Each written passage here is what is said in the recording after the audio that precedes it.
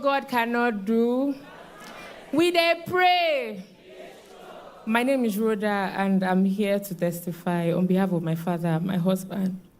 So my dad is a lecturer, and he has been an associate professor for quite a while, and he applied for his promotion to professor since 2019, 2020, if I can remember correctly. And it was approved in 2022, but the confirmation did not come. I started praying on the altar. Every day, settlement note, his name is there. Congratulations note, his name is there. After communion, I'm praying for him. I'm telling God, my father is getting old. He cannot die as an associate professor. He has to be a prof. And on Tuesday, I woke up in the night and I just decided to, I remembered I had not sent my birthday prayer request, and I sent it. And on Wednesday afternoon, my dad called me, and the email came, and it was backdated to 2022 from when it was delayed, which means they are going to compensate him up till 2022 when the promotion was supposed to come. He's now a prof. I'm so happy. In fact, now my second testimony. So my now husband, at the time we were dating, he's a software engineer and very smart man. I used to call him my star boy, very smart. He was doing very well. Even in 2020, when there was lockdown, he was earning very well. He has been working for companies in the US, earning in dollars, like a lot of money, and he was comfortable. Then all of a sudden, because of all the bad PR that Nigerians have, because of all the fraud and everything, it started getting difficult, and he will have to leave his job. It was so difficult to even get a new job. It got so bad. Imagine coming from thousands to hundreds. It was so bad. At some point, he even had to go back to his father's house. It was very shameful, but nobody knew what was really going on. I had joined NSPPD in 2020, but for some reason, I don't know, somehow I stopped. But you know, you get that something go do you. So I came back again. I remembered the prayer I used to see here, and I came back again, and I started praying. At that time, he didn't even agree to join. I was sending him the link. Everybody knows me. I will give you the link if you like. You accept. If you like, you leave it. And he was not joining at the time, but I was praying. And one day, after NSPPD, I was sleeping, and in my dream, Papa was praying with the prayer request that used to be on the altar, and I came and I gave him his CV. And that was it. Everywhere was quiet for a long time, and we left it. So one day, he just said that, okay, that it's time to go for his master's, that Nigeria is not working again. Maybe it's time to further his education. No money, don't forget, no money. And he wanted to go to Germany because tuition is almost free in Germany, and it's very affordable. But no school in Germany was accepting him. Every school was rejecting him. We did not know it was God. And one day, his friend that schooled in the US just said, try and apply to my school. And he was like, where will he see that kind of money? And the friend was like, okay, just do it. I'll pay the application fee. And he did it. He paid the application fee for him. And in less than 2 weeks, he got the admission. Don't forget, there's no money for fees. There's no money for flights. There's no money for anything, because on a good month, if he sees money, it's $300, and that is not even up to quarter of the money for flights. So I started praying again, and so his plan for the journey was his car, to sell his car. He had a Mercedes at the time. He planned to sell the car, and that was his main movement money. And the car started getting bad. Every day, the tire will not burst, it would tear. Every other week, he will have to fix the car. Then there was a particular time that something got bad, and he had to fix it with over ₦1 million. And I called him, I'm like, if you are fixing this car like this, which money will you use and go? Like, when there's no money for you to go, how will you go? And I said, okay, you know what, pick me, let's come for midweek service, let this car enter the church. And on our way, just by National Mosque, we heard a sound, and the tire tore. We're just 5 minutes away from church, and I say, you see, our village people have come again. So we rode that car. The journey of 5 minutes took us over 30 minutes.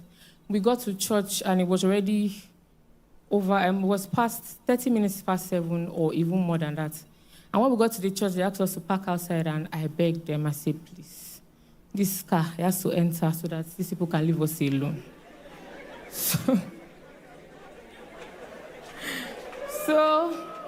the security asked us to just park by the gate, and they said, go and pray for solution. And we came inside the church that day. I could not even pray. I was just sitting down and crying because I had not know what to do again.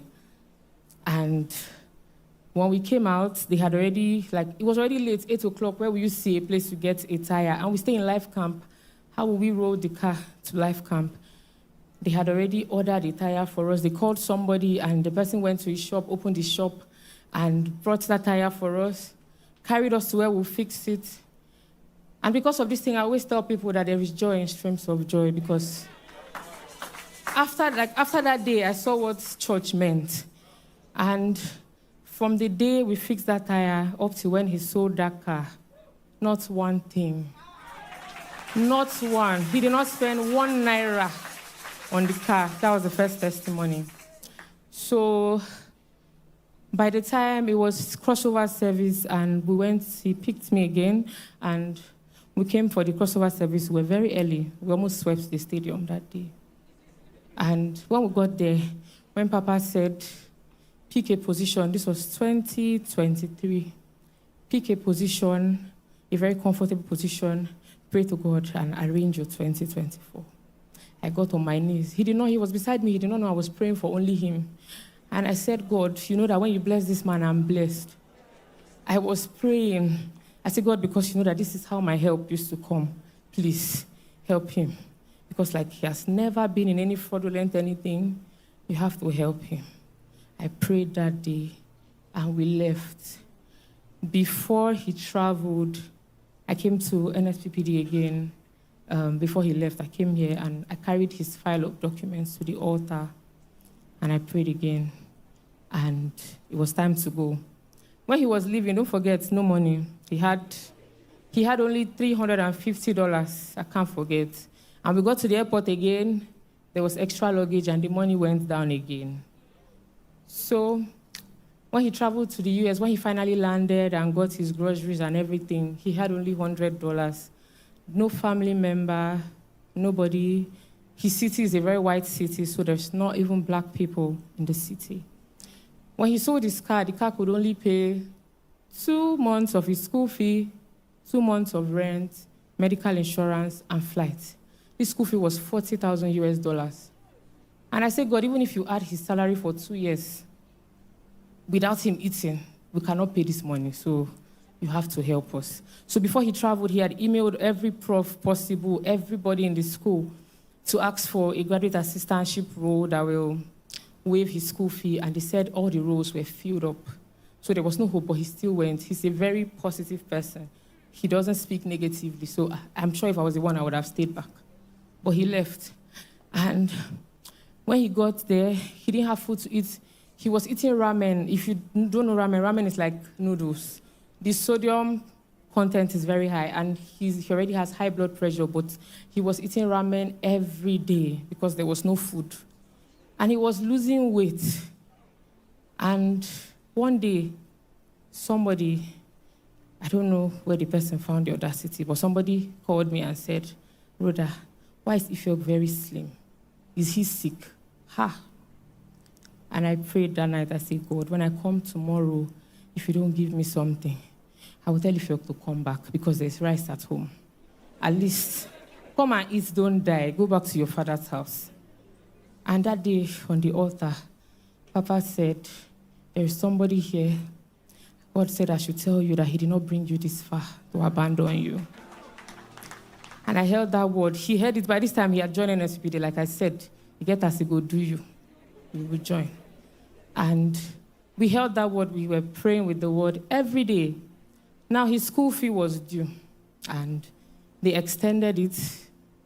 There was no money. He was very confused, going from office to office every day, asking for funding. There was no hope.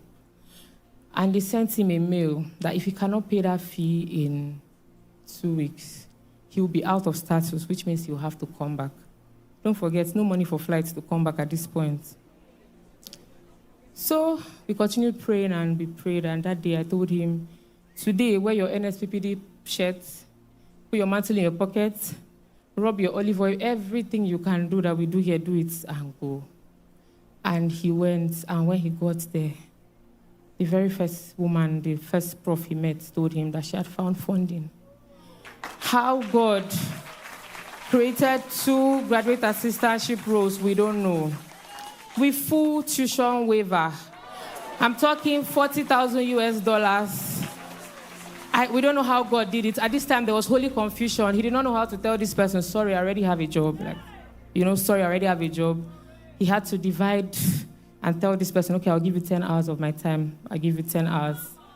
And I want to tell you that the job he got was enough to pay for his expensive day-to-day life. They waived his school fee. They were paying him. It was okay for him to help his family at home. Everything was going very well. He came back. We had our court wedding. Everything. I don't know how to explain it. And relax. So we had our court wedding in December. And he went back to school. When I say within 2024 and today, I said I call him star boy, right? God made him a star boy in the US. There is no conference. Everybody in the faculty, they want Ifeok, the most intelligent boy, to come and present a paper. Everybody wants to write a paper with him. Now, we finished all of this and it was time to graduate. Graduation was a month away and the devil came again. And they said he did not take one credit unit course, so he could not graduate. Mind you, by this time, I forgot to mention, God had already blessed him with a job long before he graduated. So the job was waiting for him to graduate so he can start. And the devil came. They said he did not do that course, so he could not graduate. At this time, he's no longer under student visa, so he could not even take the course, which means he will be coming back to Nigeria without a degree. But guess what? It was 14 days media fast, and I was ready for them. So I prayed. On the day of... So one of the days, Papa said, because, I can't remember the exact day, but he said, because of the grace on your life, your case will be an exemption. I held it. And I think the next day, he said again, it happened before we brought you bitter tears. It happened before he made you fearful. It happened before he brought you anxiety. You wondered, God, where are you?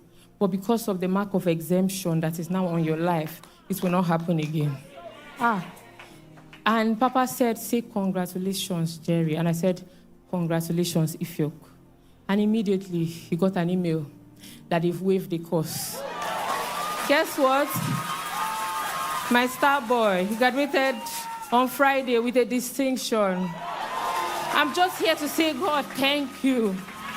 Because I don't know, in 1,000 years, where we would have seen $40,000, I don't know. But I just want to say thank you, Jesus. Thank you, Pastor Jerry, for teaching us how to pray. Before now, I used to wonder, when people start praying, how did they know what to say? But guess what? Now I can pray. I say thank you, Jesus. And what God cannot do,